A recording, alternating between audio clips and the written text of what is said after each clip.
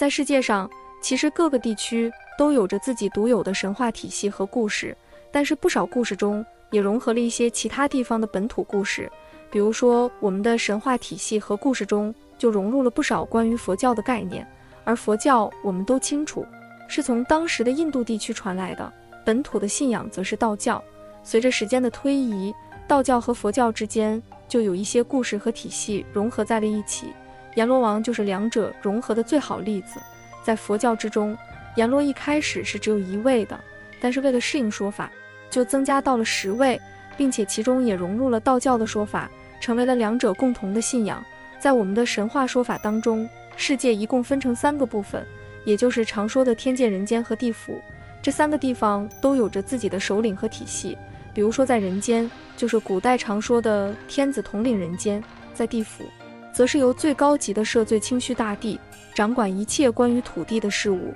其中就包括了地府，我们常说的5岳和许许多多的河流山脉、土地神明一类的，则都是由东岳大帝来做主。在东岳大帝之下，又分出了不少管理者，这其中就有着管理鬼城的酆都大帝，而十殿阎罗就是大帝手下的官员，每个人都负责不同的领域。虽然看起来很复杂，其实就和我们如今的系统是一样的，但是其中却有着一些例外。比如说我们故事中常说的钟馗，他与阎罗判官的关系是怎么样的呢？谁的级别高，又各有什么职权？钟馗在我们的故事里面，其身份可以说得上比较高的。在体系之中，钟馗被认为是3位伏魔帝君之一，而另外2位就是我们熟悉的关羽和真武帝。可见钟馗的地位和身份实际上是不逊于其他人的。在我们的传统形象里，钟馗更是戴着乌纱帽和朱红色的官服，专门负责斩杀那些为乱人间的恶鬼，而阎罗王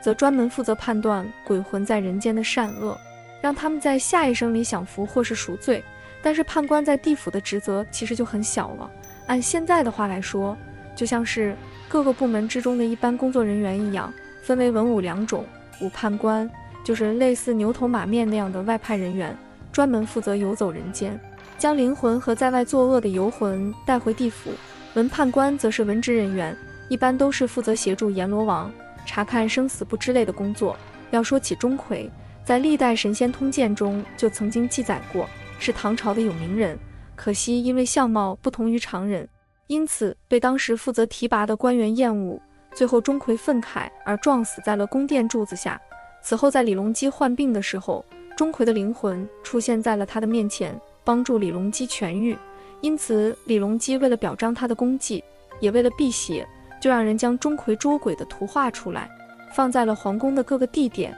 而唐朝以道教为国家基础，因此随着时间的推移，钟馗也逐渐成为了道教之中有名的神仙之一，最主要的责任就是捉鬼。所以说到这里，其实这3者之间的职权关系和区别就已经很明显了。这3者的关系其实很简单，在地位上，阎王和钟馗其实很难定出一个上下级关系。上文也说到，阎王在地府系统中属于一个分支中的主要官员，主要任务就是判决案件，而钟馗其主要的任务就是捉鬼。或许有人认为，这其实做的是和武判官做的差不多呀，但是钟馗的地位却是名列3帝君之中，因此要说的话还是很难明确上下关系的。而判官就很清楚了，作为一般的工作人员，其地位肯定是要小于钟馗和阎王的。所以这3者的关系虽然在故事中看起来非常复杂，难以判断，但是理清楚了之后，大概就是钟馗等于阎罗王判官。